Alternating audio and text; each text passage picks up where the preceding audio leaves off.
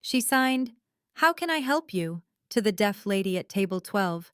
Unaware, the vampire king stood directly behind her, watching every gesture. Everyone thought it was just good service, but he saw his mother's face light up for the first time in a century. By the time the waitress turned around, he'd already decided she would never leave this town again. The fluorescent lights above table 12 buzzed like dying insects, casting harsh white glare across the scratched laminate surface where Maya had just set down two laminated menus she knew no one would read at this hour. Rain streaked the windows in sheets, turning the street outside into a blur of sodium lamp halos and wet asphalt that reflected nothing but darkness. The Rosewood Diner smelled like burnt coffee and lemon cleaner, the kind of smell that got into your hair and stayed there through two showers, and Maya had long since stopped noticing it, except on nights like this, when exhaustion made every sense sharper and more cruel. Her feet ached in shoes held together with duct tape on the inside sole where no one could see, and her lower back sent up flares of pain every time she bent to refill the ketchup bottles that somehow emptied themselves between the dinner and graveyard shifts. She had been awake for 19 hours. Her other job, the day shift at the call center, had run long because someone called in sick, and Maya never said no to extra hours. Not when the medical debt from 3 years ago still sat on her credit report like a tombstone with her brother's name carved into every monthly statement. She was thinking about that debt, about the number that never seemed to shrink no matter how many doubles she worked, when the elderly woman walked through the door at exactly 2:47 in the morning. Maya noticed her immediately because people who came to the Rosewood at this hour were usually truckers, insomniacs, or teenagers with nowhere else to go, and this woman was none of those things. She wore a wool coat that looked expensive even under the cheap lights, charcoal gray with pearl buttons, and her white hair was pinned in a style Maya associated with old movies, the kind where women wore gloves to go grocery shopping. The woman moved slowly, one hand trailing along the back of the booths as if she needed the support, and her eyes scanned the empty diner with something that looked like hope mixed with fear. Maya grabbed a menu and a glass of water without thinking, her body moving on autopilot toward table 12 by the window, the booth everyone requested because it overlooked the street and gave the illusion of watching the world instead of hiding from it. The woman sat down carefully, arranging her coat and her purse with precise movements, and when she looked up at Maya, her eyes were pale blue and wet, with something that might have been tears or just the reflection of the rain. Maya opened her mouth to give her usual greeting, the cheerful script she had memorized years ago, but something made her stop. The woman's hands were resting on the table, and they were moving. Not fidgeting, not nervous gestures, but deliberate shapes in the air. Fingers forming letters and words in the silent language Maya had learned when her brother was 5, and the doctor said he would never hear anything louder than a whisper. Without thinking, without planning, Maya set the menu down and lifted her hands. "How can I help you?" she signed, the movement slow because she was out of practice, the muscle memory buried under 3 years of trying not to remember. The woman's face transformed. That was the only word for it. The fear melted away, and the hope blazed up, and suddenly she looked 20 years younger, her smile so bright it seemed to generate its own light in the dingy diner. Her hands flew up in response, signing so fast Maya could only catch fragments. "Gentle hands," the woman signed, "and something about kindness. And then tea, please, just tea." Maya nodded, smiled back, started to turn toward the kitchen, and that was when she saw him. The man stood 3 feet behind her, close enough that she should have heard him approach, should have felt the displacement of air or caught his reflection in the window. He wore a black coat that fell to his knees, tailored so perfectly it looked like it had been sewn onto his body. And his face was the kind of handsome that made you forget to breathe, all sharp angles and pale skin that seemed to drink the fluorescent light instead of reflecting it. His eyes were dark, not brown, but something deeper, the color of wet slate or river stones, and they were fixed on Maya, with an intensity that made her skin prickle. He had not blinked. She realized that with a small jolt of unease. She had been looking at him for 5 full seconds, and his eyes had not moved, had not shifted, had not performed that tiny human reflex that everyone did without thinking. Maya took a step back, her professional smile clicking into place like armor. "I am sorry," she said, her voice steady despite the way her heart had kicked into a faster rhythm. "I did not see you there. Can I get you a menu?" The man's expression did not change, but something flickered in those dark eyes, something that might have been surprise or curiosity or hunger. "My mother does not meet many people who speak her language," he said, and his voice was like his coat, perfectly tailored, each word enunciated with a precision that suggested English was something he had studied rather than absorbed. "You have given her something rare." Maya glanced at the elderly woman, who was watching them both with that same bright joy, her hands folded now in her lap, like she was waiting for something wonderful to happen. "It is just basic kindness," Maya said. And she meant it, because what else was there to say about knowing a language that let you talk to people the world had decided to ignore? "Kindness is never basic," the man said. And the way he said it made it sound like a truth carved into stone, something old and absolute. "And please, call me Lucian." He reached into his coat and produced a business card, black with silver lettering that caught the light. "Cross Foundation," it read.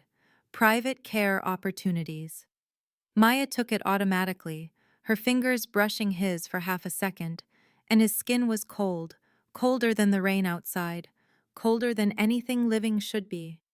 She looked down at the card, at the address in the expensive part of town where she had never been and never would be, and felt the trap even if she could not yet see its shape. "I appreciate the offer," she said carefully, "but I am not looking for new work right now. I have commitments." Lucian tilted his head slightly, the movement bird-like and too precise. "Of course," he said, "but keep the card, in case your commitments change." He sat down across from his mother, folding himself into the booth with a grace that seemed practiced, and Maya escaped to the kitchen with the tea order clutched in her shaking hand. She made the tea, Earl Grey with honey, because that was what the woman's hands had specified, and when she brought it back to table 12, Lucian was sitting in perfect silence, watching his mother's face like he was memorizing it. The woman signed thank you to Maya, her hands slow and deliberate, and then she signed something else, something about flowers and sunshine that Maya did not quite catch. She smiled anyway, nodded, and started to walk away. The tip was waiting on the table when she came back 20 minutes later to refill the water.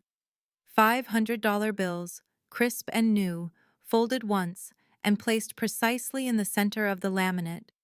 Maya stared at them. Her first instinct was to refuse, to chase them down and give the money back because this was too much. This was wrong. This was the kind of thing that came with strings you could not see until they were already around your throat. She picked up the bills and walked to the kitchen where Frank, the night manager, was scrolling through his phone with the dedication of a man trying not to fall asleep standing up. "Frank," she said, "there has been a mistake. The customer at 12 left way too much." Frank looked up, looked at the money, and his expression went carefully neutral. "That is Lucian Cross," he said. "He owns the building, owns half the town, actually. If he left it, he meant to." Maya felt the floor tilt slightly under her feet. "What do you mean he owns the building?" she said. Frank shrugged. "Cross Foundation owns the property, leases it to the diner, owns the call center where you work days too, I think. Owns a lot of things. Old money, older than anyone knows. You do not refuse his tips, Maya. You say thank you and you move on." She wanted to argue, wanted to insist that money like this always came with expectations, but her phone buzzed in her pocket and she pulled it out to see a text from the debt collection agency reminding her that her payment was due in 3 days and they did not accept excuses. The $500 in her hand suddenly felt heavier. She looked back toward table 12. Lucian was still there, still sitting in perfect stillness, and his mother was sipping her tea with both hands wrapped around the cup like she was absorbing its warmth. They did not look like they were in a hurry. They looked like they had all the time in the world. Maya folded the bills and slipped them into her apron pocket, and even though she did not look directly at him, she knew Lucian was watching her, knew he saw the exact moment she made the choice to keep the money. When she finally glanced up, his lips curved into something that was not quite a smile. Outside, the rain continued to fall, and the black car idled at the curb with its headlights cutting twin tunnels through the dark. Maya finished her shift, counted her tips, went home to her apartment that smelled like mildew and old cooking oil, and lay in bed staring at the ceiling. The business card sat on her nightstand. She did not throw it away. Somewhere across town, in a house she would not see for another week, Lucian Cross stood at a window that overlooked gardens that grew only in darkness, and thought about gentle hands and the way a stranger's kindness had lit his mother's face like sunrise. He had not seen her smile like that in a century. He would do anything, pay anything, rearrange the entire architecture of this small town to make sure it happened again. The girl did not know it yet, but she had already given him everything he needed. Now he just had to make sure she never left. They came back the next night at exactly 2:47, and the night after that, and the night after that, until Maya stopped being surprised when she looked up from wiping down the counter and saw Eleanor walking through the door with Lucian 3 steps behind her, like a shadow in a tailored coat. Always table 12.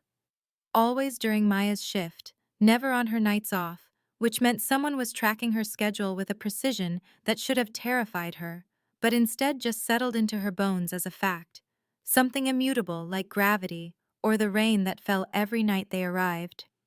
Eleanor brought books on the third night, old leather-bound volumes with pages so thin they were translucent. And she would open them carefully while sipping her tea and point to words in languages Maya did not recognize. The woman's hands would form signs, teaching her new vocabulary that had nothing to do with ordering food or asking for directions. Poetry, Eleanor signed on Thursday, her fingers graceful and deliberate. This is the sign for poetry in the old language, before it changed. Maya learned, her hands clumsy at first, but growing more confident as the nights accumulated. Lucian watched from across the table and never ordered anything, just sat with his hands folded and his eyes tracking every movement Maya made. And occasionally he would reach out and adjust her hand position with touch so cold and clinical, it felt like being corrected by a statue. "Your thumb goes here," he would say, his fingers pressing hers into the proper shape. The sign does not work if the gesture is imprecise. Maya would nod, reshape her hands, try again, and Eleanor would beam at her like she had just performed a miracle. Jenna, who worked the graveyard shift on Tuesdays and Fridays, pulled Maya aside on the 6th night and spoke in the low, urgent tone people used when they were afraid of being overheard. "You need to be careful with them," Jenna said, glancing toward table 12 where Lucian sat in his usual perfect stillness. "The crosses are old money, old secrets. People who cross them have a way of leaving town suddenly, and not always on their own feet." Maya felt her stomach tighten. "What do you mean?" she said. Jenna shook her head. "I mean, my cousin worked at their estate 5 years ago, housekeeping or something, and she said things, weird things, cold spots in the middle of summer. Rooms that were never unlocked, deliveries that came at midnight and left before dawn. And then one day she told her boyfriend she was going to ask for a raise, and the next week she was gone. Moved to Oregon, the family said. But she never called, never wrote, just gone." Maya looked over at Eleanor, who was turning pages in one of her ancient books, with hands that trembled slightly, and then at Lucian, whose gaze was fixed on his mother with an expression that might have been love, or obsession, or both. "They seem harmless," Maya said, but the words felt weak even as she spoke them. Jenna's laugh was bitter. "The crosses don't do charity," she said. "They do acquisitions. Whatever they are giving you, it is because they want something back." Maya wanted to argue, but the $500 tip was still in her wallet, converted to paying bills and buying groceries, already spent and absorbed into her life like it had always been there.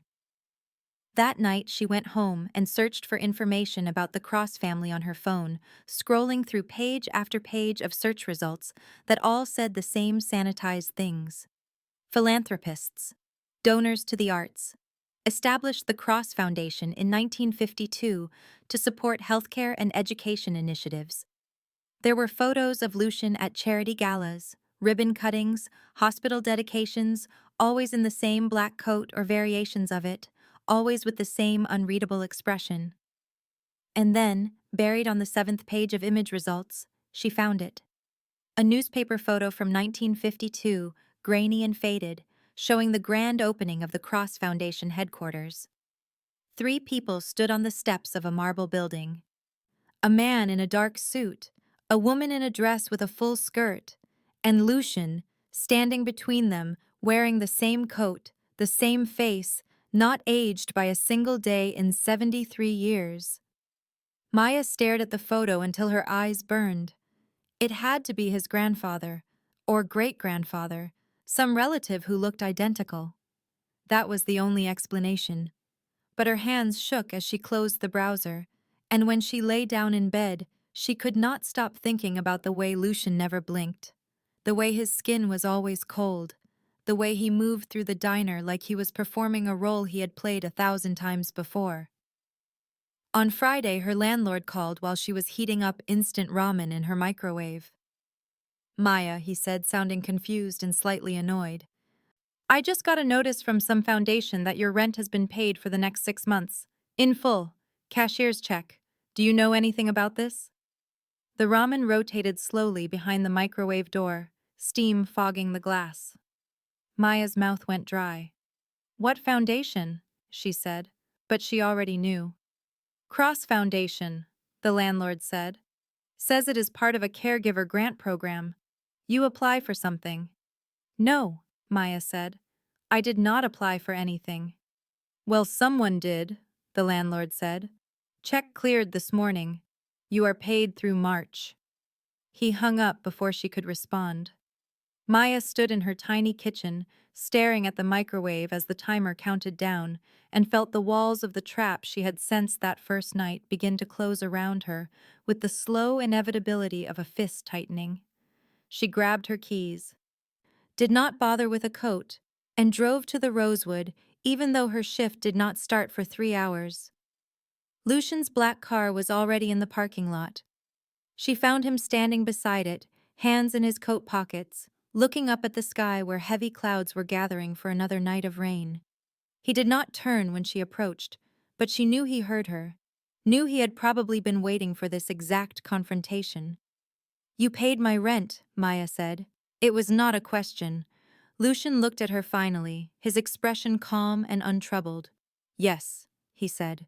Through the Foundation's Caregiver Grant Program, you qualify based on the time you have spent with my mother. I did not apply, Maya said.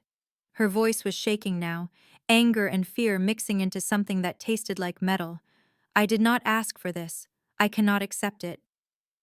It is already done, Lucian said, and his tone was so matter-of-fact it made her want to scream. Refusing will not undo it. The check has cleared. The landlord has been paid. The question is not whether you accept it. The question is, what will you do now that you are free? Free, Maya repeated, and the word felt like a lie. This is not freedom. This is control. Lucian tilted his head slightly, considering.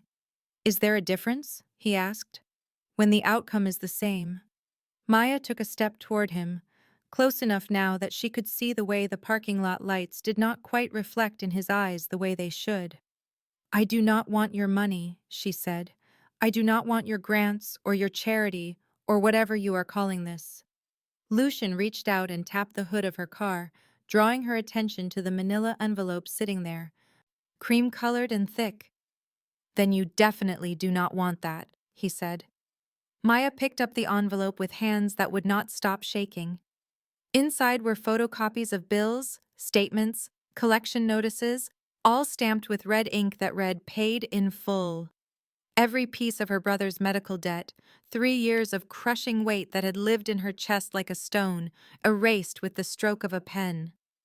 She looked up at Lucian and saw him watching her with eyes that were hungry and patient at the same time. "Why?" she said, and her voice broke on the word. "You gave my mother joy," Lucian said simply. "I am simply balancing the scales." But his eyes said something else.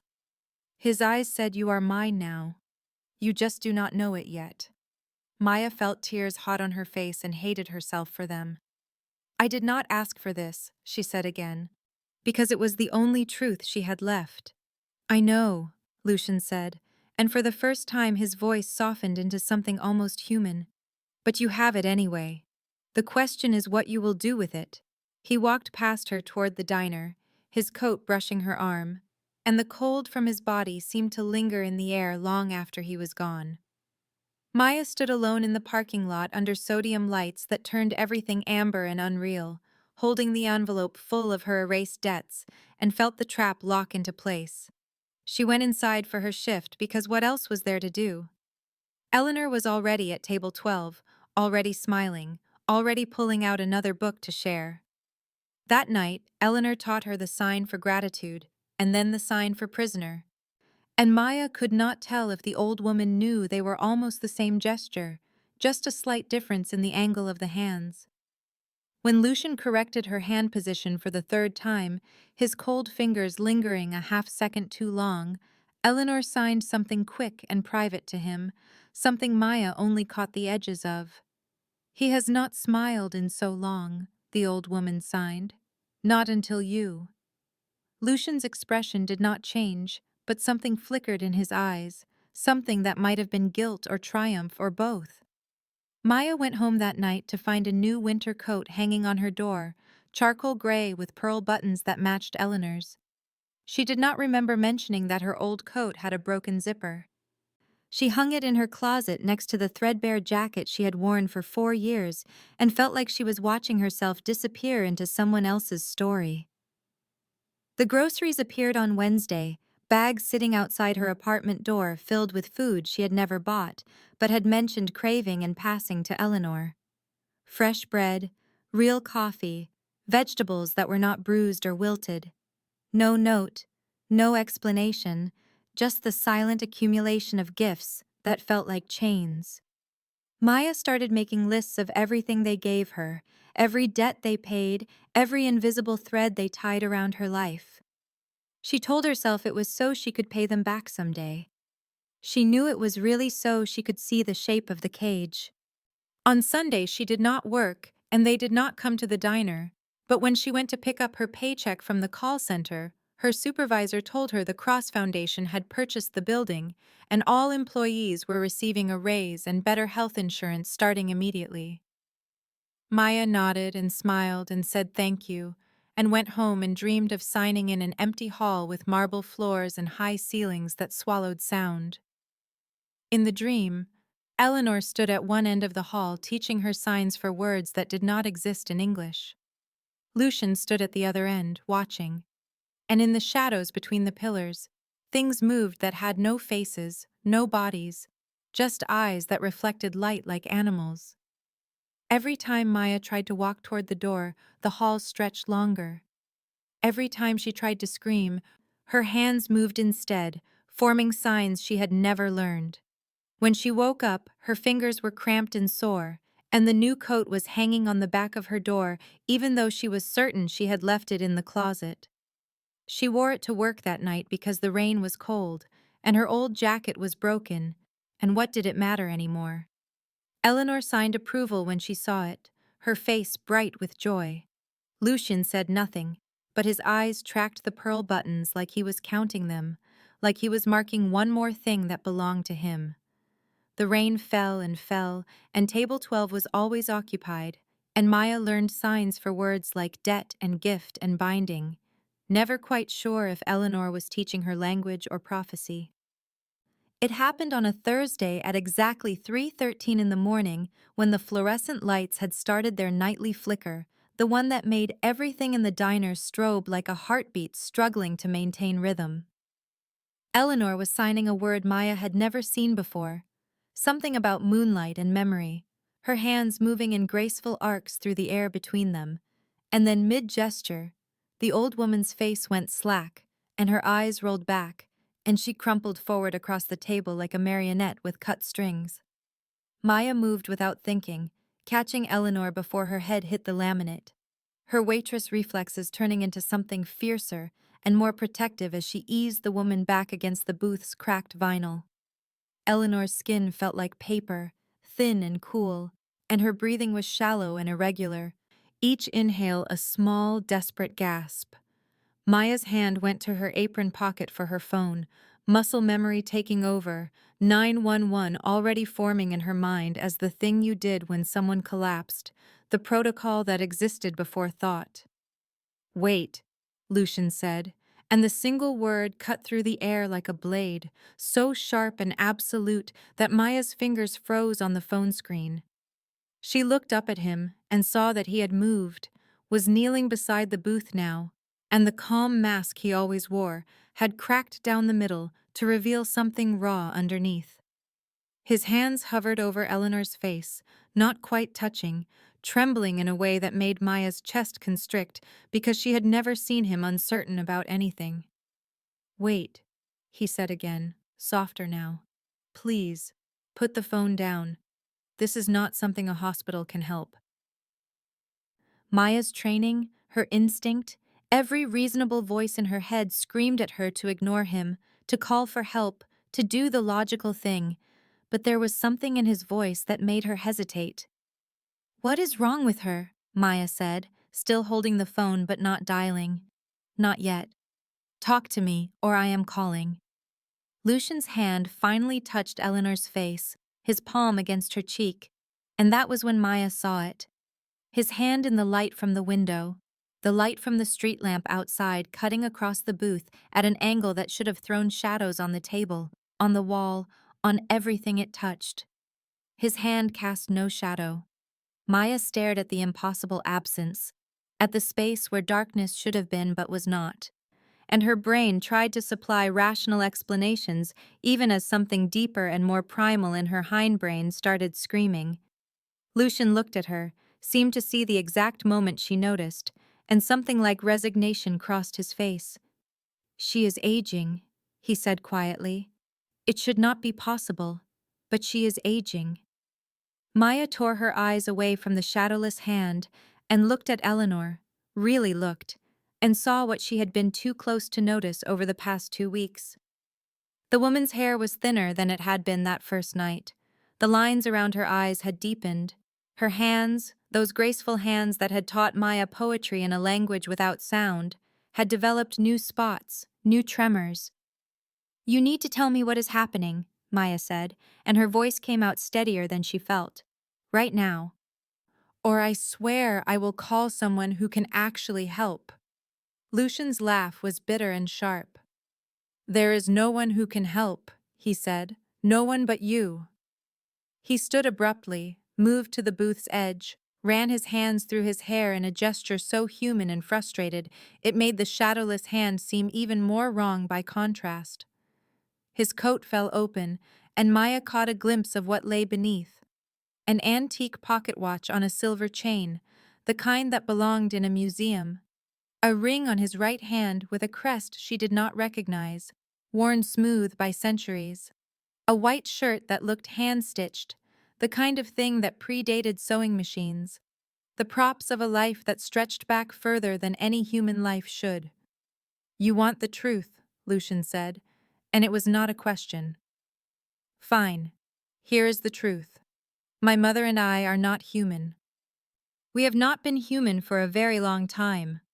Vampires, if you need the word for it, though that comes with assumptions that are not entirely accurate. The covenant, the laws that govern our kind, forbids us from interfering with mortal lives in certain ways. My mother violated those laws 200 years ago when she refused to feed on humans, refused to participate in the hunts and the games and the casual cruelty that our society considered normal. They exiled her, stripped her of her position, her protections, her community.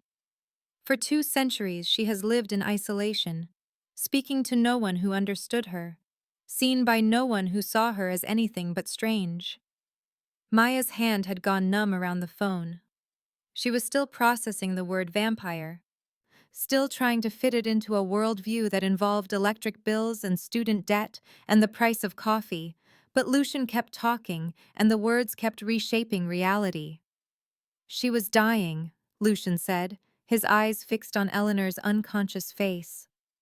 Isolation kills us just as surely as a steak or sunlight, just slower, more cruel. The mind goes first. She would sit for days without moving, without speaking, trapped in memories of a time when she had people who understood her. Then her body started to follow. Vampires do not age, Maya. We do not wither. But she was withering anyway, fading like a photograph left too long in the sun. And then you signed to her, and for the first time in 200 years, someone treated her like a person instead of a curiosity or a threat. You gave her a reason to be present, a reason to engage, a reason to want to continue existing. He turned to face Maya fully, and she saw naked desperation in his eyes, the kind of fear that transcended species and time and everything that separated them. You are keeping her alive, Lucian said. Your presence, your attention, your willingness to learn her language and listen to her stories. She has stabilized since meeting you, started eating again, sleeping again, existing in the present instead of drowning in the past. But tonight proves it is not enough. She needs more than stolen hours in a diner booth. She needs consistency, companionship, a reason to wake up that does not disappear when your shift ends. Maya looked down at Eleanor, at the old woman's hand still clutching hers with surprising strength even in unconsciousness, and saw the fingers moving in sleep, slow, repetitive signs. Friend, Eleanor signed. Friend, friend, friend. This is not real, Maya said, but the words felt hollow. This is not happening. And yet she could not explain the shadowless hand, could not explain the photograph from 1952, could not explain the bone-deep cold of Lucian's skin, or the way Eleanor's rapid aging made perfect sense if you accepted one impossible thing. You orchestrated all of this, Maya said, looking up at Lucian with something between horror and understanding. The tips, the debts, the job, the apartment. You were not helping me, you were buying me, making sure I would have no choice when you finally asked. Lucian met her gaze without flinching. Yes, he said. I watched you for 3 weeks before we came to the diner that first night. Learned your schedule, your debts, your vulnerabilities. I made sure you would feel gratitude, obligation, connection. I engineered every piece of this so that when this moment came, you would already be too entangled to refuse easily. I am not asking you to forgive me for that. I am not even asking you to understand. I am asking you to let her live. Maya's hands were shaking now, the phone finally slipping from her grip to clatter on the floor. You erased my debt so I would owe you something worse, she said. Lucian nodded slowly. I erased your debt because I wanted you to have a choice, he said. This is the choice. Her life or your freedom. Come to the estate. Live there as her companion under covenant protection. Continue learning sign language, spending time with her, being the person who makes her want to stay in this world. You will be provided for, protected, given everything you need, but you will belong to this family. You will not be able to leave without consequences. The covenant has rules about humans who know our nature. Once you enter our world fully, you cannot simply walk away. That is not a choice, Maya said, and her voice broke on the words. That is extortion. Yes, Lucian said quietly. It is. The fluorescent lights flickered again, and the rain hammered against the windows, and the diner felt like the only point of reality in a universe that had suddenly revealed itself to be far stranger and more terrible than Maya had imagined. She looked at Eleanor, at the woman who had smiled at her with such joy for the simple act of being understood, who had taught her poetry and history, and filled the past 2 weeks with a purpose Maya had not realized she was missing. She looked at Lucian, at the son who would burn the world to save his mother, who had already rearranged Maya's entire life with the casual efficiency of someone who had centuries to plan. And she looked at her own hands, the hands that knew how to form words in silence, the hands that Eleanor gripped even in sleep. "I am not asking you to love us," Lucian said, and his voice was raw now, stripped of pretense. "I am asking you to let her love you, to be present while she still can be, to give her a reason to fight the entropy that is claiming her. And in exchange, I will give you protection from a world you did not know existed until 5 minutes ago, resources you could never access on your own, and the knowledge that you saved a life that has endured for over 400 years. Maya felt the weight of the choice crushing down on her, felt the trap she had sensed from the beginning finally spring shut. But she also felt Eleanor's hand in hers, felt the desperate repetition of that signed word, friend, and knew with absolute certainty that she could not walk away. "If I do this," Maya said slowly, "you tell me everything. No more secrets, no more manipulation. I want to know what I am walking into." "Agreed," Lucian said immediately. "If I do this," Maya continued, "I want it in writing. Contract, terms, conditions. I want to know exactly what protection means, what obligations means, what happens if I want to leave." "Agreed," Lucian said again. "And if I do this," Maya said, meeting his eyes with all the defiance she could muster, "you do not get to pretend this was anything but coercion. You do not get to dress it up as generosity or paint yourself as my savior. You trapped me. Own it." Lucian held her gaze for a long moment, and then slowly, deliberately, he nodded. "I trapped you," he said. "I saw what my mother needed, and I made sure you would be in a position where refusing would cost you more than you could bear. I am not proud of the methods, but I would use them again without hesitation, because her life is worth more to me than your freedom or my conscience. That is the truth. You have it." Maya looked down at Eleanor one more time, at the old woman's peaceful face and moving hands, and made the choice that was not really a choice at all. "Okay," she said. "I will come to the estate. I will be her companion. But you owe me, Lucian. You owe me for every day of this. And someday, I am going to collect." Lucian's expression shifted into something that might have been relief or respect or both. "Fair enough," he said. He moved to gather Eleanor in his arms, lifting her as easily as if she weighed nothing, and Maya saw the careful tenderness in how he cradled her head against his shoulder. "I will take her home now," he said. "Come tomorrow night. I will send a car. Bring whatever you want to keep. Everything else will be provided." He walked toward the door and Maya watched him go. Watched the way his reflection did not quite appear in the rain-streaked windows. Watched the way the diner seemed to hold its breath until he was gone. She stood alone at table 12 where it had all started, surrounded by Eleanor's books and cold tea and the faint scent of lavender and old paper.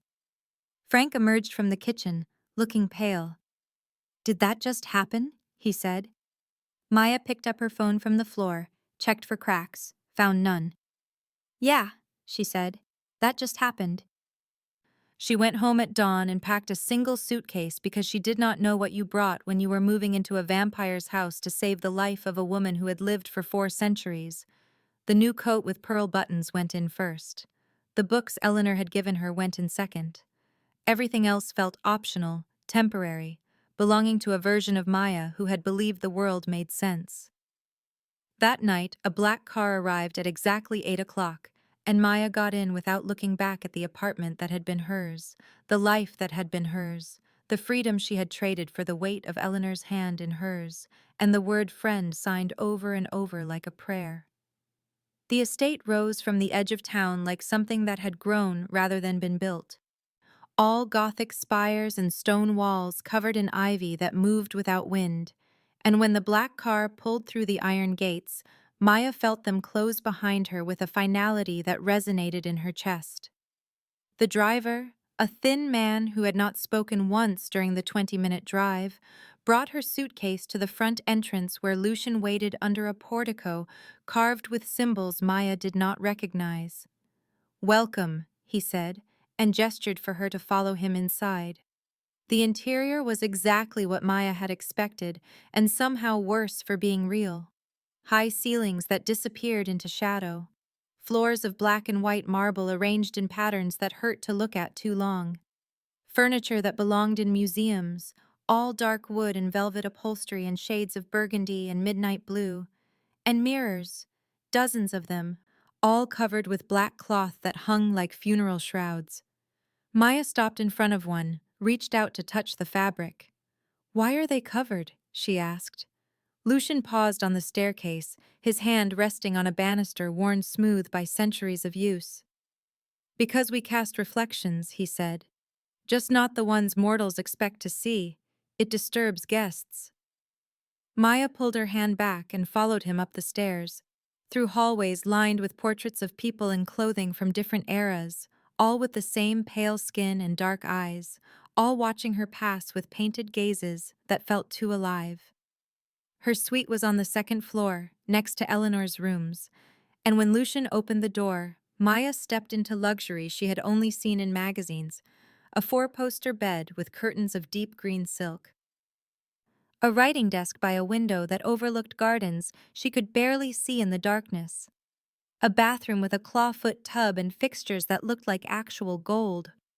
A closet already filled with clothes in her size, dresses and shirts and shoes she would never have chosen for herself, but that fit the estate's aesthetic perfectly. "Your stipend will be deposited monthly," Lucian said, handing her a bank card with her name already embossed on it. "Everything you need is provided, but I want you to have independence within the bounds of our arrangement. There is a library on the third floor, a music room on the first, and the kitchen is always stocked. The staff knows you are Eleanor's companion and will treat you accordingly." Maya turned the card over in her hands, feeling the weight of it. "What are the bounds?" she said. Lucian's expression became carefully neutral. "You are free to move throughout the house and grounds with one exception. The east wing is forbidden. It contains private rooms that are not part of your arrangement. Everything else is accessible. You may have visitors from town with advance notice. You may leave the estate for errands or personal business, as long as you return by nightfall. The goal is for you to be present and available for my mother, not imprisoned." "But the door has a lock on the outside," Maya said, nodding toward the suite's entrance. "For your protection," Lucian said. "There are things in this house that move at night, things that predate my family's ownership. The lock ensures nothing enters uninvited." Maya wanted to ask what things, what moved, what exactly she had agreed to live alongside. But Lucian was already stepping into the hall. "My mother is resting now, but she will be awake at sunset," he said. "I suggest you do the same. Adjust to our schedule. We live in the hours most mortals sleep." He closed the door and Maya heard the soft click of a lock engaging. She stood in the center of the beautiful room and wondered if it mattered whether the lock was for keeping things out or keeping her in. The first week passed in a blur of adjustment and discovery. Eleanor woke each evening at exactly 6 o'clock and came to Maya's suite with books and tea and an energy Maya had not seen in the diner. The old woman bloomed under the constant companionship, her face regaining color, her movements becoming steadier, her signs flowing with the confidence of someone no longer afraid their language would go unheard. She taught Maya vampire history through a combination of sign language and ancient texts, showing her the evolution of their kind from scattered predators to organized society. The covenant was explained in meticulous detail, the laws that governed feeding, territory, the creation of new vampires, the punishment for those who broke the carefully maintained balance. Eleanor's exile made more sense in context. She had refused to hunt, refused to see humans as food, and in doing so had rejected the fundamental premise of vampire society. They had cast her out not for cruelty, but for her refusal to be cruel, and the irony was not lost on Maya. At night, Eleanor walked her through the gardens, acres of flowers and plants that only bloomed in darkness, their petals luminescent in the moonlight. Night-blooming jasmine and moonflowers, corpse lilies and ghost orchids, everything pale and strange and beautiful in the way that dangerous things often were. Eleanor would sign the names of plants, tell stories about where Lucian had found them, how he had spent decades cultivating this space for her because she loved growing things and he wanted her to have something alive to tend. "He is a good son," Eleanor signed one night as they sat beside a fountain that ran with water so clear it looked like liquid glass. "He has made mistakes, terrible ones, but everything he does comes from love. Even this, even you, comes from his desperation to keep me here." Maya watched the water flow and thought about traps built from love, about how the two were not mutually exclusive. "Does he know," Maya signed back slowly, still uncertain of some of the grammar, "that love and control are not the same thing?" Eleanor's smile was sad and knowing. "He knows," she signed. "He simply does not care. For him the outcome matters more than the method. He would rather you hate him and stay than love him and leave." The words settled into Maya's chest like stones. That night she explored the manor more thoroughly, mapping its corridors and rooms, and began to notice things. Small cameras hidden in light fixtures and crown molding. Windows that were beautiful but did not open, their frames painted shut or sealed with something stronger than paint. Doors that locked automatically. Guards in the woods beyond the gardens. Pale figures that moved between trees with inhuman grace. The manor was not a home. It was a beautiful, comfortable prison, and Maya was its newest inmate. She confronted Lucian about it on the 10th day, finding him in his study surrounded by papers and ledgers that tracked investments and properties across continents. "You are watching me," she said without preamble. "Every room has cameras. The woods have guards. You said I was free within bounds, but this is surveillance." Lucian looked up from his work, his expression unreadable. "You are mortal living in a house full of vampires," he said. "The cameras ensure your safety. The guards ensure nothing from outside enters the grounds. You are not the prisoner here, Maya. You are the protected." "Then why do the windows not open?" Maya said. "Why does my door lock from the outside? Why does it feel like I am something valuable being kept in a vault?" "Because you are," Lucian said simply. "You are valuable. To my mother. To me. And there are others who would see that value and seek to take it or destroy it. The Covenant does not look kindly on arrangements like ours. We are already bending laws that have stood for millennia.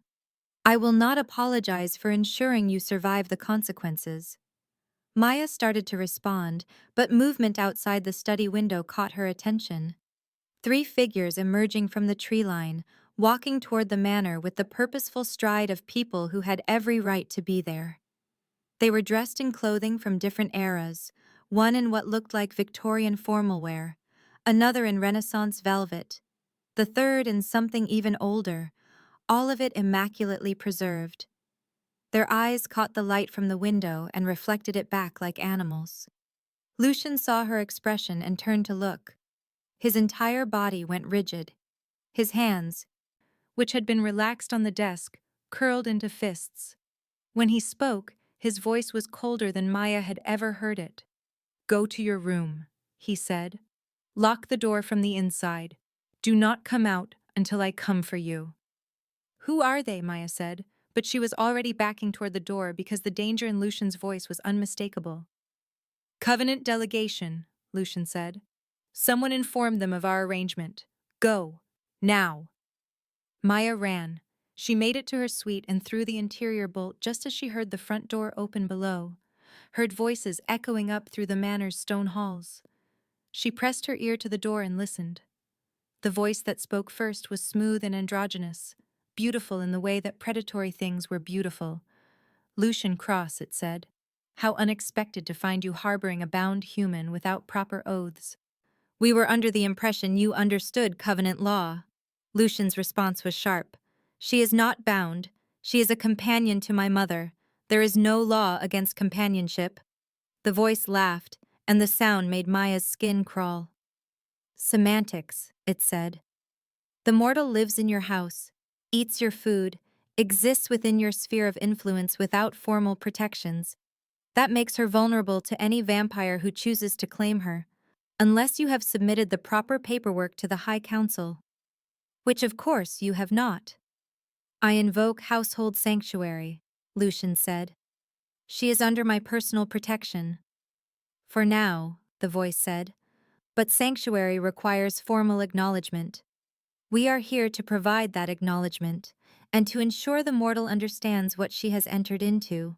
Bring her out. No, Lucian said, and the single word carried enough menace to make Maya shiver. She heard movement, footsteps climbing the stairs, and then Eleanor was at her door, signing frantically through the crack. Let me in, the old woman signed, quickly. Maya opened the door, and Eleanor slipped inside, her face tight with fear. She pulled Maya away from the door and began signing rapidly. Those are council enforcers, Eleanor signed. The one speaking is Seraph. They have authority to judge covenant violations and execute punishment on the spot. If they decide you are a violation, they can kill you or bind you or erase you from my memory so thoroughly it will be as if you never existed. They came because someone reported us. Someone who wants to see our family weakened. What do I do? Maya signed back, her hands shaking. Eleanor's eyes were wet. You trust Lucian. Eleanor signed. He will protect you. He has to. If he fails, I fade, and he will not allow that. They stayed in the room for 20 minutes that felt like hours, listening to voices rise and fall in the great hall below. Maya could not make out words, but she could hear tone, could hear Lucian's controlled fury and Seraph's amused condescension. Then silence. Then footsteps on the stairs. Then a knock. Maya opened the door to find Lucian standing there with 3 strangers behind him. The one in front, Seraph, was tall and slender, with features so perfect they looked carved rather than born. Their eyes were pale gold and completely without warmth. Behind them stood 2 others, one male and one female, both watching Maya with the focused attention of scientists observing a specimen. So this is the mortal, Seraph said. How charming. She even knows sign language. How very useful. Maya forced herself to stand straight, to meet those gold eyes without flinching. My name is Maya, she said. Seraph smiled. Of course it is, they said. Maya, I am here to inform you that your current arrangement with the Cross family violates covenant law. You are an unbound human living in intimate proximity with vampires, which creates legal complications. You have 2 options. Submit to a formal blood binding that will tie your life to this house permanently, or we erase you from Eleanor's memory and you return to your mortal life with no knowledge of what you have seen. You have until sunrise to decide. Maya's throat went dry. And if I choose neither, she said. Then we choose for you, Seraph said pleasantly, and we are not known for our mercy. Lucian stepped forward, putting himself between Maya and the delegation. She chooses neither, he said. I invoke the right of sanctuary, ancient law that predates the covenant. One mortal under personal oath, protected by the invoking vampire's name and power, bound to their territory for a year and a day. The mortal's choice, freely given, in exchange for absolute protection from covenant interference. Seraph's smile widened. How archaic, they said. But legal.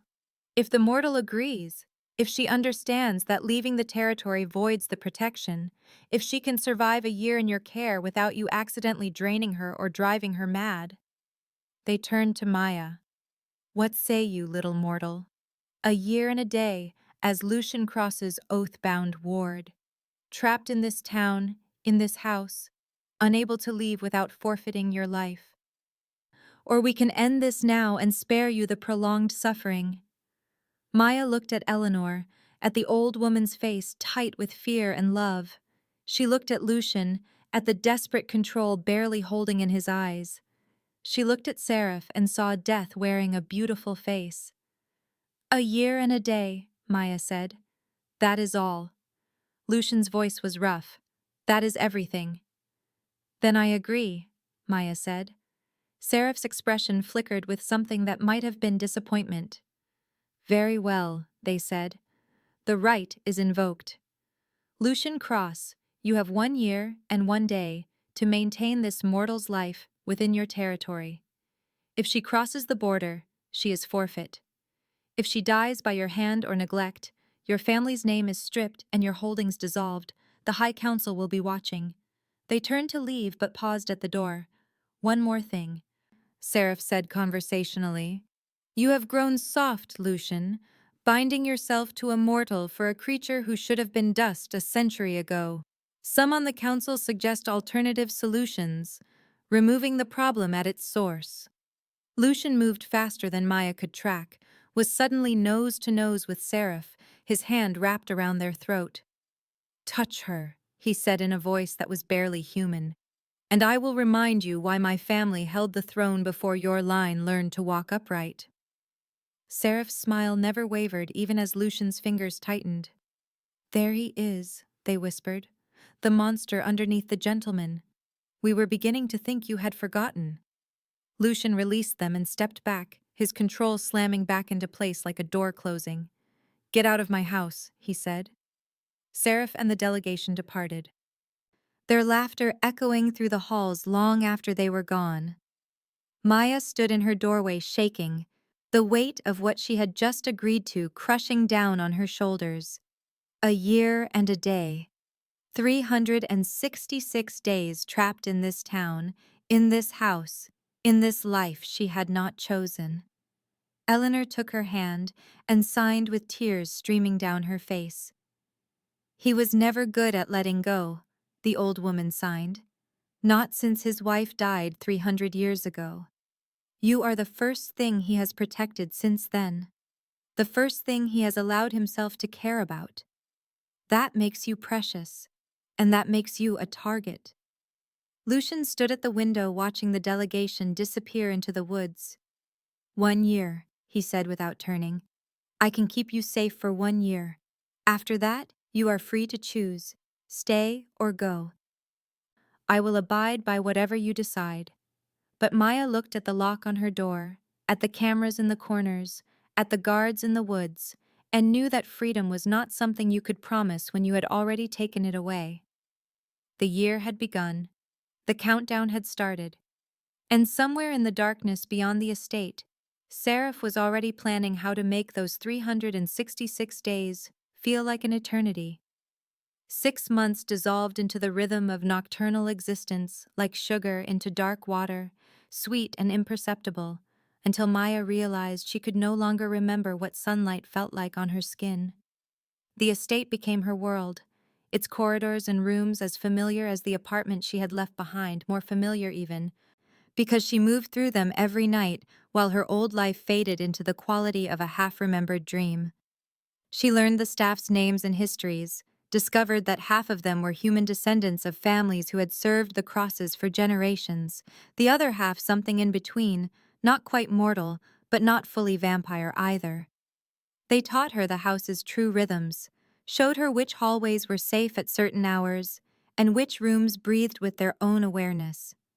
The cook, Marcus, who had been with the family for 60 years and looked 40, told her that the estate was alive in ways that predated its current inhabitants, that it had been built on ground that was sacred or cursed, depending on who you asked. The gardens became Maya's refuge during the long nights when Eleanor slept and Lucian disappeared into whatever business occupied a vampire who had lived for centuries. She walked among the ghost orchids and moonflowers, learned their cycles, helped Marcus's wife tend them, even though her hands were clumsy compared to the woman's practiced grace. It was during one of these walks that she found the gap in the hedgerow that led to the east wing's exterior, saw the windows that were different from the rest of the house, their glass older and wavy, their curtains of faded brocade, that looked like it had not been touched in lifetimes. She asked Marcus about it, and he went pale. "Those are the late mistress's chambers," he said quietly. "Master Lucian sealed them the night she died, 300 years ago, and he has not entered since. No one has." Maya should have left it alone, but curiosity was a hunger she had never learned to starve, so she found her way inside through a servant's passage that Marcus pretended not to tell her about, climbed narrow stairs that smelled like dust and thyme, and emerged into a hallway that felt like stepping into a photograph. The door to the chambers was unlocked, which surprised her until she realized that Lucian's prohibition was not enforced by mechanisms but by respect and fear. She opened it anyway. The rooms beyond were a museum of grief.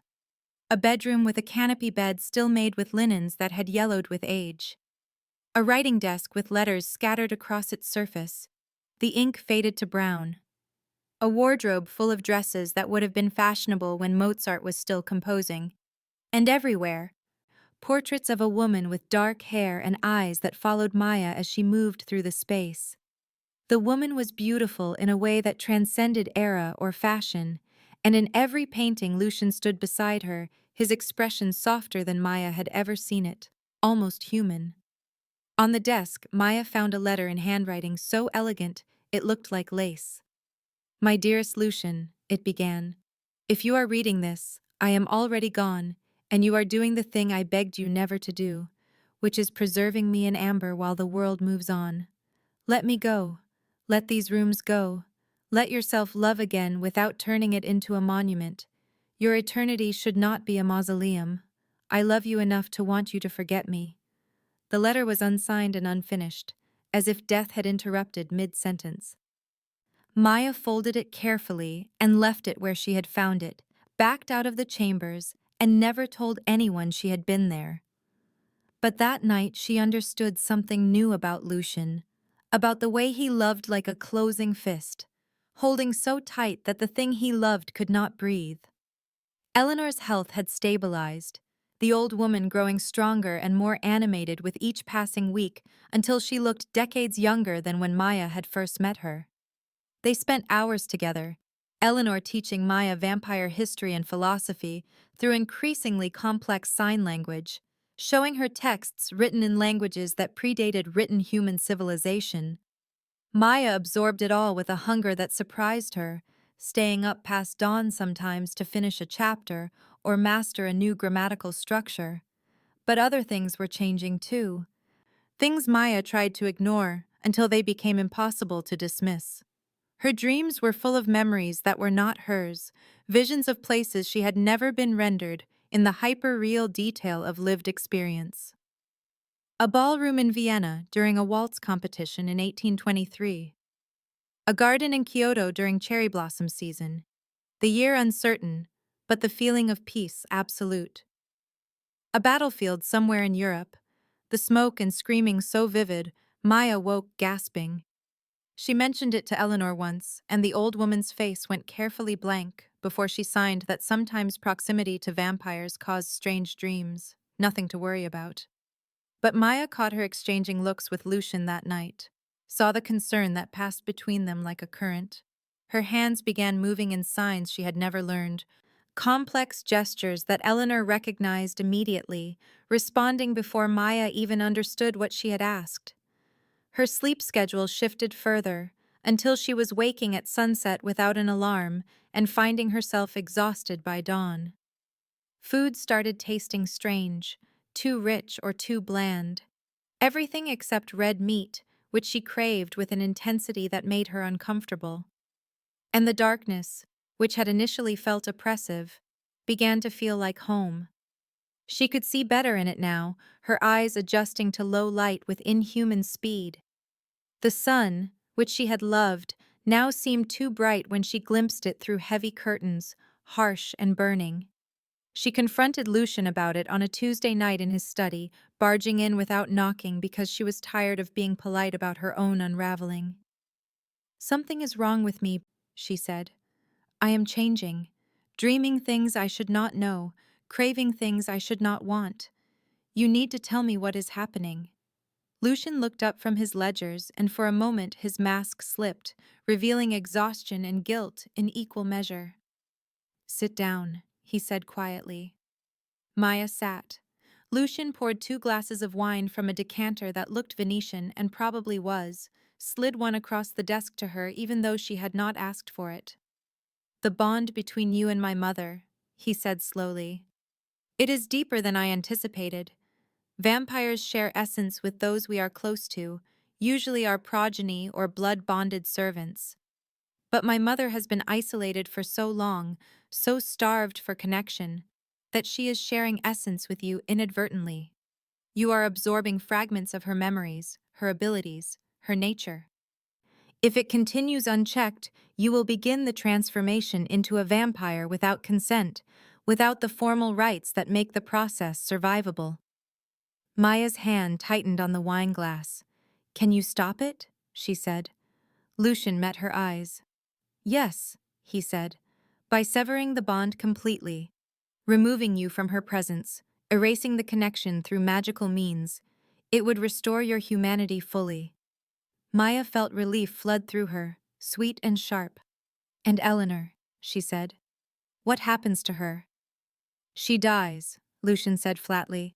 "Without the bond, without your presence, she fades within weeks. The isolation will claim her just as it was claiming her before you arrived. You are the only thing keeping her alive, Maya, and she is inadvertently killing you by loving you too much." The relief curdled into something bitter. "So my choices are become a vampire or let her die," Maya said.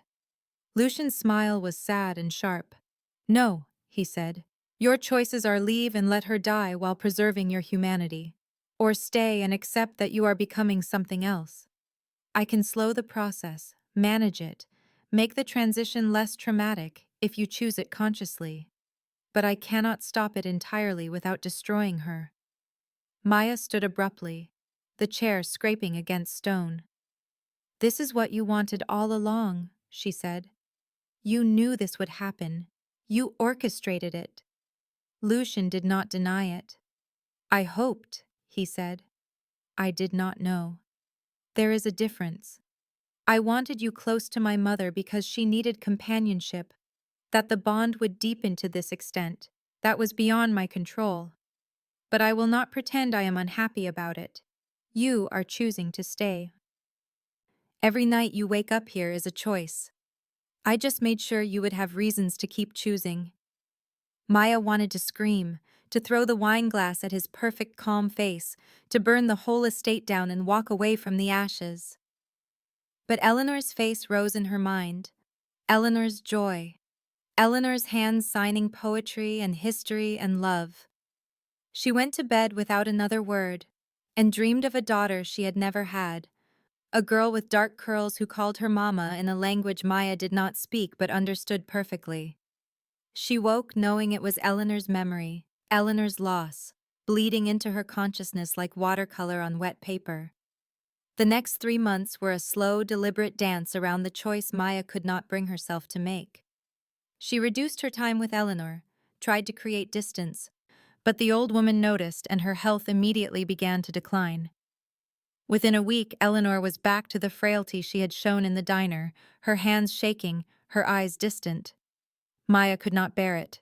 She returned to their nightly sessions and watched Eleanor bloom again, felt herself slip further into the transformation with every conversation.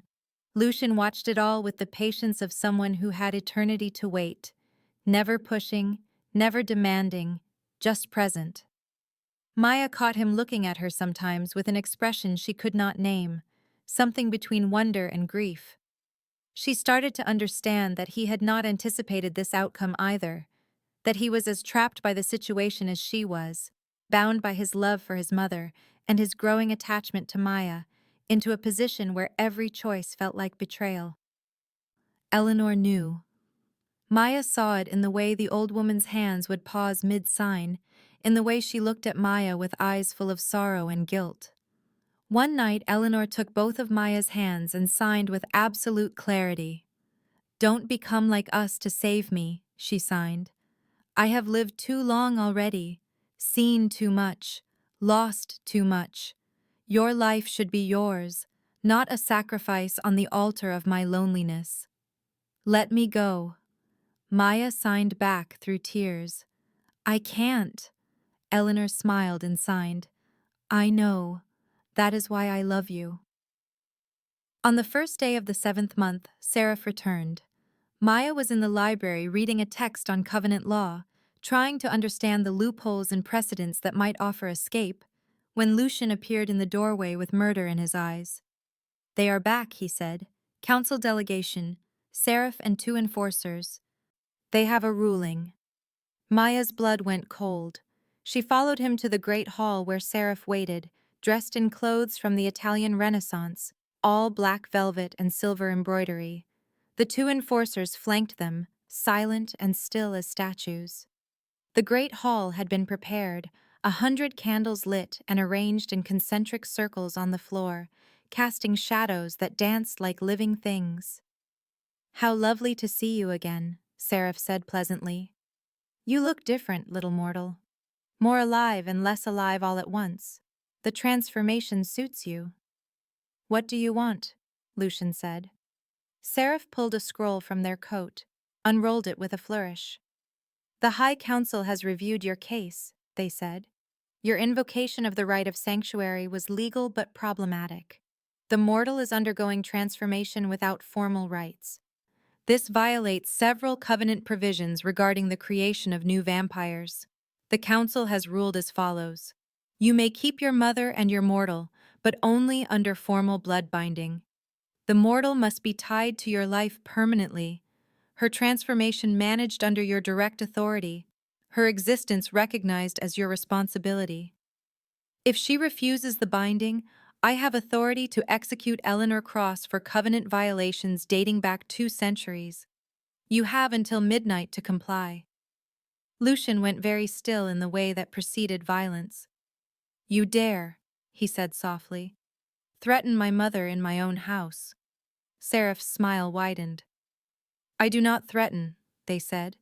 I enforce. The council's patience is exhausted. Bind the mortal or bury your mother. Those are your options. Lucian moved, and suddenly there was a sword in his hand. Something ancient and dark that seemed to drink the candlelight. Maya had never seen him lose control, but she saw it now, saw the monster underneath the gentleman, the thing that had held power for centuries and would not surrender it without blood. He was going to kill Seraph. He was going to try.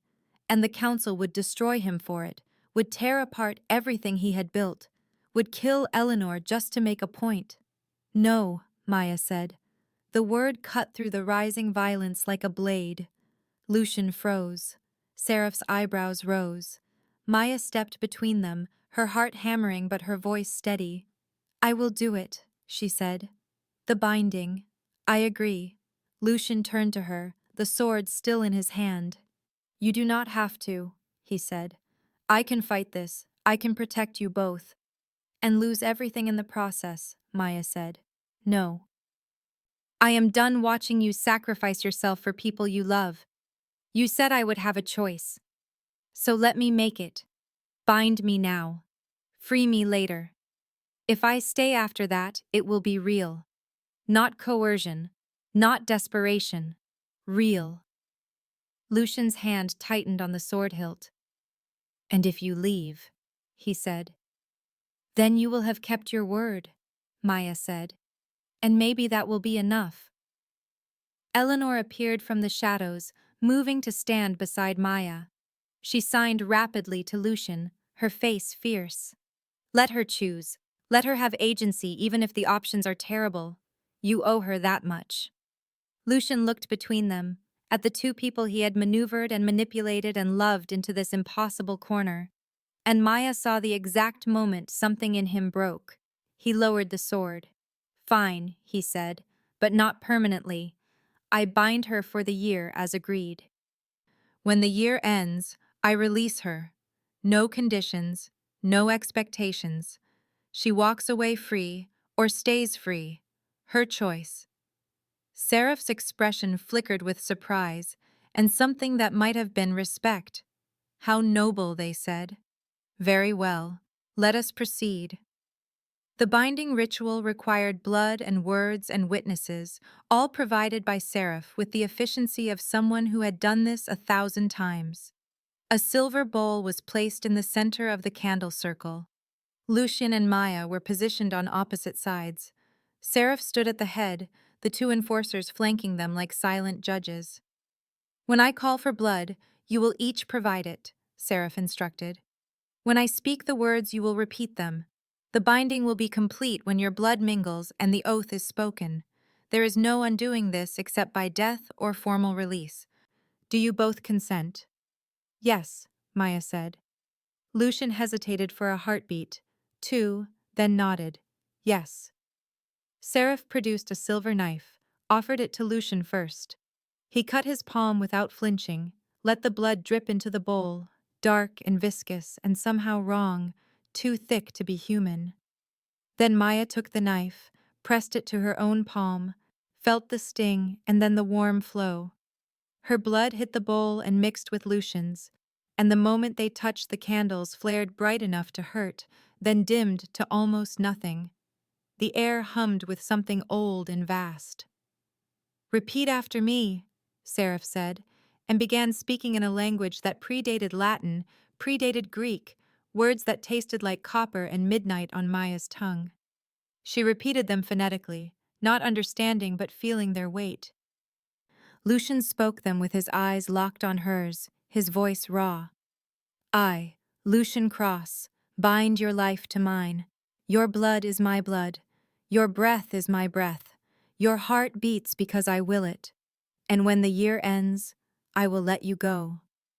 The last line was not part of Seraph's recitation, but Lucian spoke it anyway, adding his own vow to the ancient words. Seraph's smile turned sharp, but they did not object. The binding settled over Maya like a net, invisible but undeniable. She felt Lucian suddenly, not just in the room but in her mind, his presence like a second heartbeat, his emotions bleeding into hers. Grief, rage, loneliness so deep it had its own gravity, and underneath it all, a growing attachment to her that terrified him as much as it terrified her. And she realized with a shock that the connection went both ways. He could feel her too. Her kindness, her loss, her fear of what she was becoming, and her secret relief at having the choice taken away. They stared at each other across the silver bowl and the mingled blood, and saw each other truly for the first time, stripped of pretense and masks. It was intimate and violating, and neither of them could look away. The binding is complete, Seraph said. The mortal is tied to Lucian Cross for 1 year or until formal release. The transformation will proceed under his authority. The council will monitor compliance. They gestured to the enforcers who moved forward and marked something in a ledger, official and cold. When Maya looked down at her wrist, she saw it, a thin silver scar in the shape of a crescent moon that had not been there before, the physical mark of the invisible chain. How noble, Seraph said again. But their tone was mocking now. Let us see if you survive each other that long. They departed with the enforcers, leaving Maya and Lucian alone in the great hall, surrounded by guttering candles and the smell of blood and old magic. Outside the woods went silent, every creature holding its breath. Eleanor appeared and gathered Maya into her arms, signing comfort and apology against her shoulder. Lucian stood apart, the sword still in his hand, and when Maya looked at him through the new connection, she felt his heart breaking and reforming around the promise he had just made, the vow to let her go that he did not know if he could keep. The year was half over. 6 months remained, and now they were bound in ways that made leaving and staying equally impossible. 3 days after the binding, Maya woke to find Eleanor sitting at the foot of her bed in the pre-dawn darkness, the old woman's hands already moving in signs that caught the faint light from the window like pale birds in flight. Maya sat up slowly, disoriented because she had been dreaming Lucian's dreams again, memories of battlefields and ballrooms bleeding into her sleep until she could not tell where his centuries ended and her months began. The crescent moon scar on her wrist pulsed with warmth, the physical reminder of the chain that connected her to him. And through the bond she could feel him somewhere in the house, awake and watching and waiting for something she could not name. Eleanor's face was calm, but her hands shook slightly as she signed. And Maya had learned enough in 6 months to recognize the tremor as emotion rather than weakness. I have made a decision, Eleanor signed. I need you to listen and not argue until I am finished. Maya nodded, pulled the blankets around herself against the cold that had nothing to do with temperature. Eleanor took a breath she did not need, a human gesture she had kept from whatever life she had lived before transformation.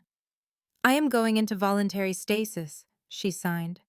A kind of hibernation that will preserve my life without requiring your constant presence. The bond between us will remain but dormant, sleeping, no longer pulling you toward transformation. You will have your 6 months to decide what you want without my need influencing the choice. It is my gift to you, freedom within captivity.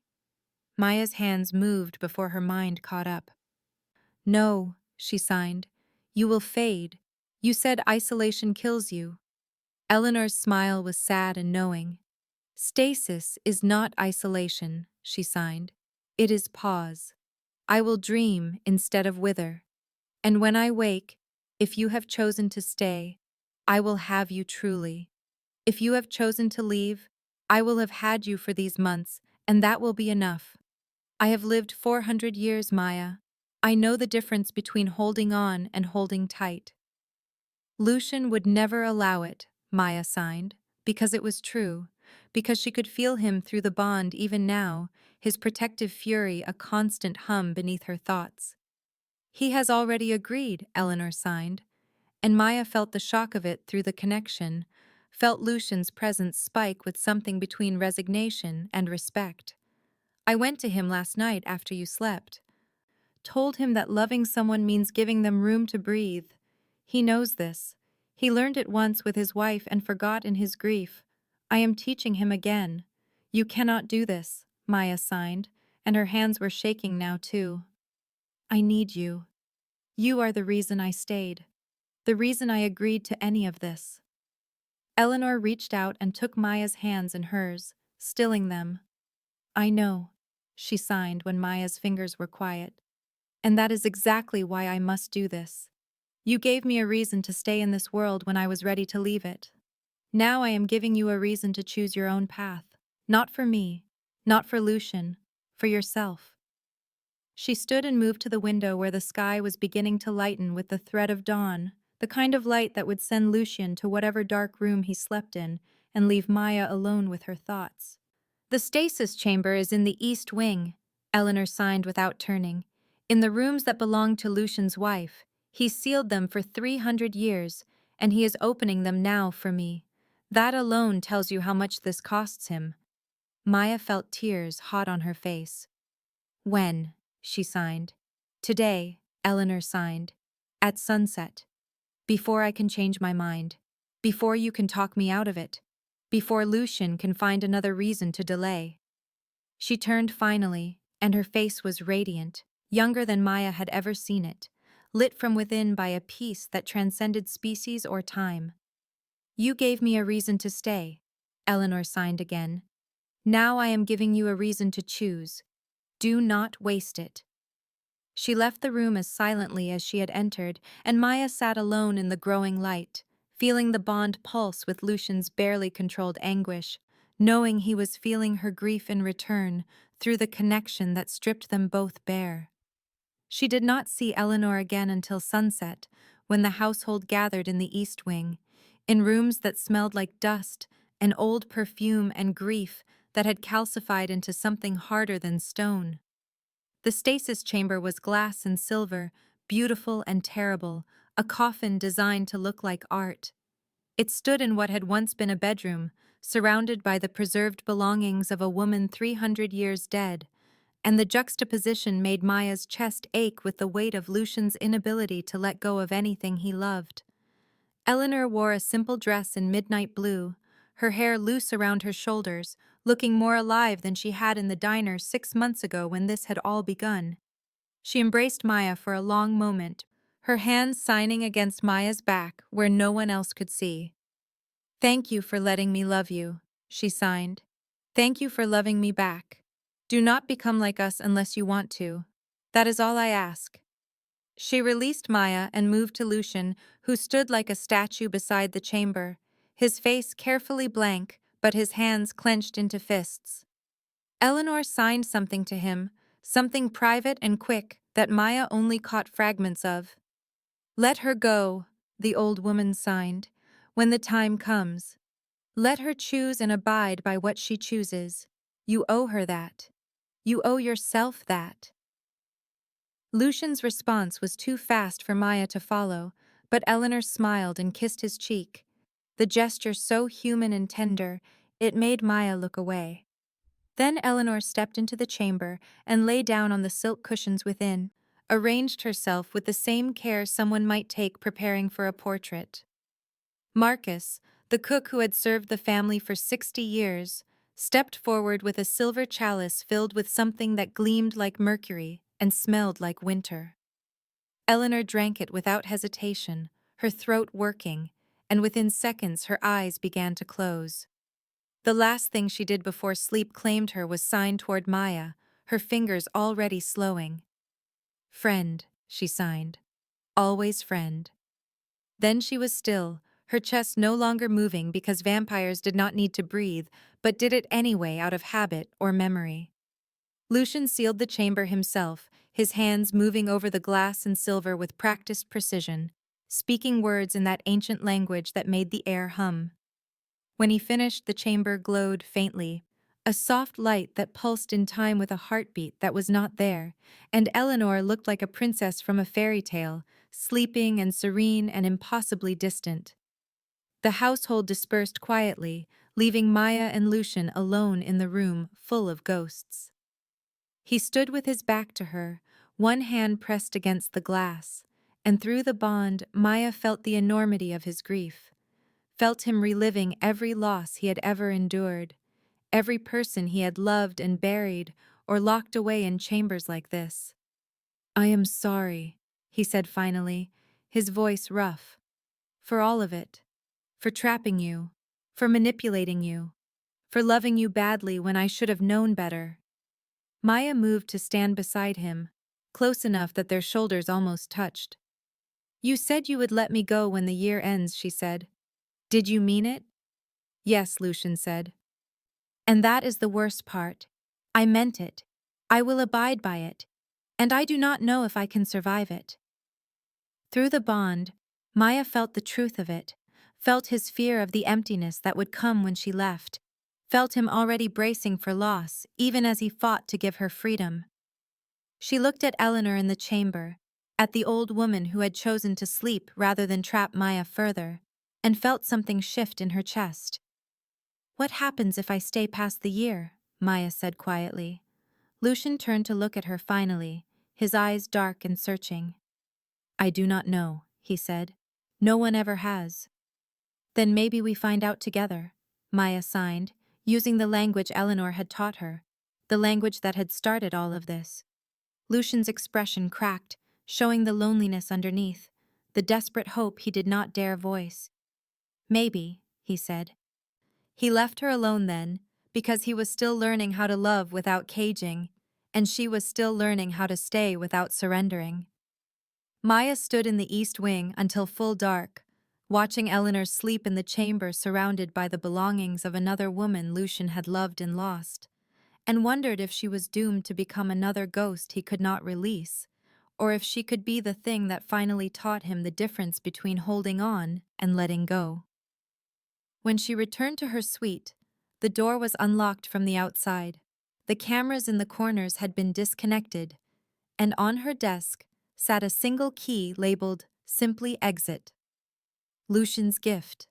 Lucian's promise. Lucian's gamble that freedom offered might be stronger than freedom stolen.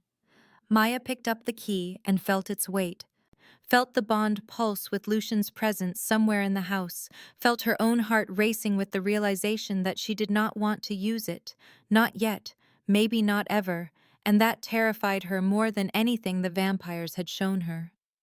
She went to the window and looked out at the gardens where flowers bloomed only in darkness, where the woods pressed close with their watching guards, where the town borders waited 6 months away like a promise or a threat.